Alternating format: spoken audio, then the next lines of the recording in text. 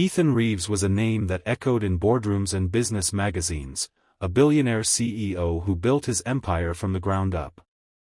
But lately, something had begun to gnaw at him. Despite the numbers, the success, and the sleek glass walls of his New York office, he couldn't help but wonder, who were the people truly holding up his company? Were they just workers chasing paychecks, or did real hearts still exist within the concrete walls of corporate life?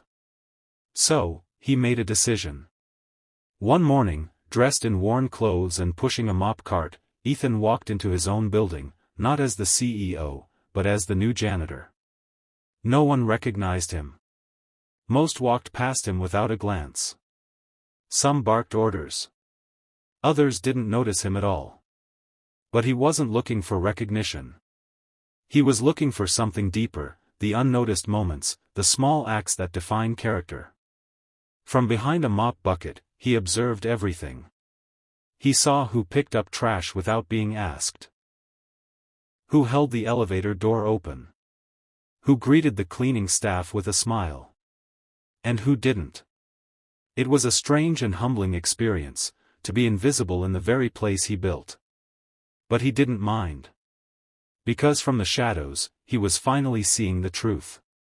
Sometimes, he thought, wiping a desk while a young intern offered him her leftover sandwich, to see people clearly, you have to step out of sight. What Ethan found wasn't in performance reports or polished resumes. It was in small kindnesses, quiet integrity, and moments no one thought would matter. But to him, they meant everything. Because in a world obsessed with titles and results, he had found the real soul of his company, hidden in plain sight. Ethan continued his quiet observation, blending into the background as just another janitor in the building. Every day, he swept the same halls, mopped the same floors, and watched the true nature of his employees unfold in the most ordinary moments. It wasn't about grand gestures, it was the little things that revealed everything. He saw a junior analyst, maybe 24, pause during her rushed morning to pick up a crumpled coffee cup in the hallway. No one thanked her, no one even noticed, but she did it anyway. Then there was Linda, the front desk assistant, who regularly split her lunch with the same delivery guy who dropped off office meals. You work just as hard as us, she'd smile. Ethan made a note. But not all moments were kind. One afternoon, a senior manager, clearly agitated, knocked a coffee off a table. When it splashed near Ethan's feet, the man barked, "Clean this up, what do we even pay you for?" He never apologized, never looked back. Ethan didn't flinch, but his heart sank. It was during a quiet afternoon in the break room that the turning point came. The soft-spoken IT guy, Nathan, someone no one really paid attention to, noticed Ethan wincing as he bent down to reach under a table. Without saying much, Nathan helped him up and offered him a seat. He poured Ethan a cup of tea and asked, "Are you okay, sir?" No fanfare. Just simple, genuine care.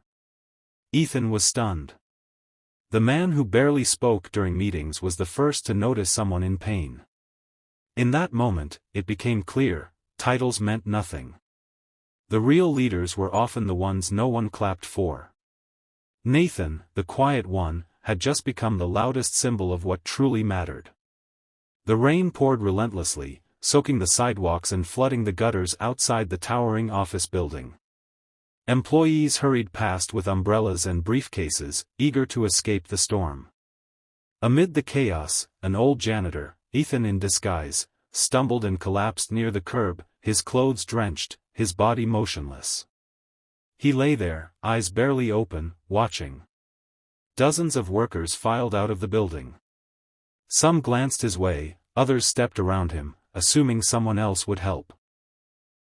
A few even turned up their collars and walked faster, more concerned about getting wet than the man on the ground. Then came Maya, a young intern with no power, no position, and barely a name in the company yet. She spotted him from across the street and immediately ran over, her shoes splashing in puddles. Without hesitation, she tore off her coat and placed it over his shaking body. Her hands trembled as she pulled out her phone, dialing 911. It's okay, she whispered, kneeling beside him in the pouring rain. Help's coming. Just stay with me. Ethan stared at her, heart pounding, not from the cold, but from what he was witnessing. In a moment where she could have looked away, Maya chose compassion. She wasn't performing. She didn't know she was being tested. She simply saw a person in need and acted.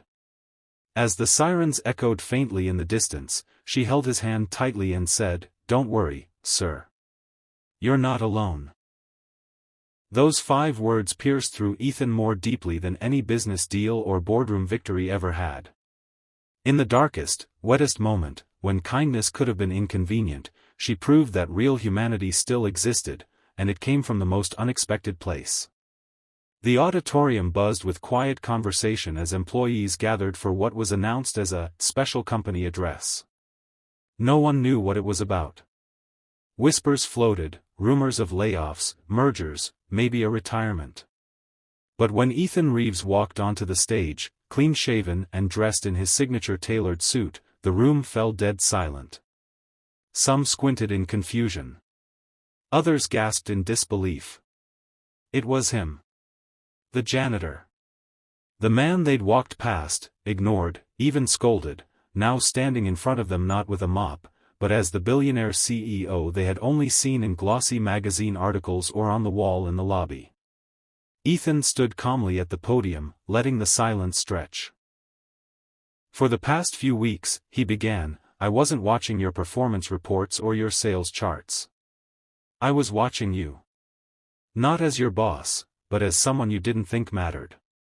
He recounted the moments that moved him, the junior analyst who cleaned up without being asked, the assistant who shared her lunch, Nathan the quiet IT guy who showed compassion, and Maya, the intern who knelt beside a stranger in the rain. "These weren't part of your job descriptions. But they told me everything I needed to know." Then came the real shock. He announced Maya would be leading a new humanitarian division, funded with a $1 million seed grant. Nathan would receive a full scholarship to finish his dream degree. The assistant got promoted to department head. And even the analyst received a raise and mentoring program. But the manager who yelled at the janitor? "We can build a company without numbers like yours," Ethan said simply. "But not without integrity." The room erupted. Some in cheers, others in stunned silence. In one afternoon, kindness had been noticed. And it had changed lives. Ethan's voice echoed softly over scenes that told a different story than spreadsheets ever could. Maya, once an unnoticed intern, now stood confidently at the helm of the company's new charitable foundation. She organized food drives, supported struggling families, and traveled to schools, teaching the next generation about compassion in business. The assistant who once shared her lunch? She now managed an employee-run lunch program, providing free meals for delivery drivers, janitors, and interns every week. Her kindness, once quiet, had become a movement. Nathan, the humble IT guy, had returned to school with Ethan's full support. He'd always dreamed of building software for the disabled. Now, with a scholarship and a mentor, that dream was taking shape. And the manager who had barked orders at a man he thought was beneath him? He was gone. Not out of spite, but because Ethan believed leadership wasn't about titles, it was about character. Ethan walked those same hallways now, not in disguise, but still quietly observing. Only this time, heads turned with respect, not indifference. Not because he was a billionaire, but because he had reminded them all of something deeper. As the music swelled and the final scenes played, smiling employees, full lunch tables, and kids holding signs that read, "Thank you, Maya." Ethan's voice returned one last time. Kindness doesn't need an audience. But when it finds one, it can change the world. And with that, the story of a man who tested hearts, not skills, came to a close, leaving behind a legacy not built on money, but on moments of humanity that money could never buy. In the end, Billionaire tests his employees and rewards them, is more than just a story of hidden identity or surprise rewards. it's a reminder of what truly matters in a world driven by status, speed, and results. Ethan Reeves, a man with everything, set out to find the soul of his company, and instead found the soul of humanity. Through quiet observation, unexpected challenges, and one powerful act of empathy in the rain, he uncovered the hearts that beat behind job titles and corporate walls. From Maya's selfless courage to Nathan's quiet compassion, the story proves that real leadership doesn't always wear a suit, and true kindness doesn't wait for recognition.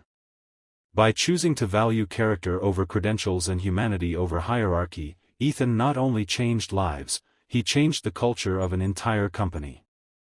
The message is simple yet profound: kindness is powerful, even when no one is watching.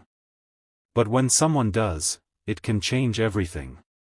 This story leaves us with a sense of hope, urging us to look beyond roles, beyond appearances, and to see each other as people first. Because sometimes, the smallest gestures echo the loudest. And sometimes, the most ordinary person can be the reason someone believes in good again.